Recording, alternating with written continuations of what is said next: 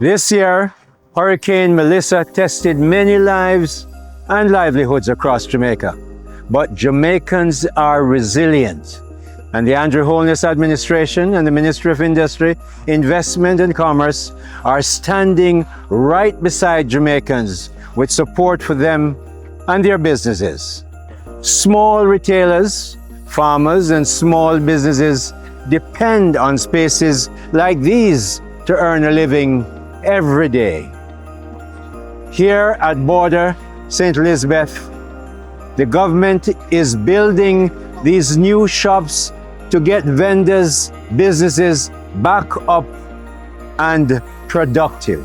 When businesses lose power, as happened after the devastating destruction of Hurricane Melissa, they lose more than electricity. They lose time, customers, income, and confidence. The Ministry of Industry, Investment and Commerce is supporting small businesses with generators, ensuring that even after disruption, businesses can reopen, operate, and serve their communities. Prime Minister, Dr. the Most Honorable Andrew Holness' mandate to me as Minister of Industry, Investment and Commerce was very clear. Go to those communities that are severely, badly affected in the 7 parishes, get small and medium-sized businesses up and running in the shortest possible time. Our BPO sector continues to employ thousands of Jamaicans and compete globally, demonstrating the productivity and resilience of Jamaica's workforce. Many have faced severe difficulties due to the devastating effect of Hurricane Melissa.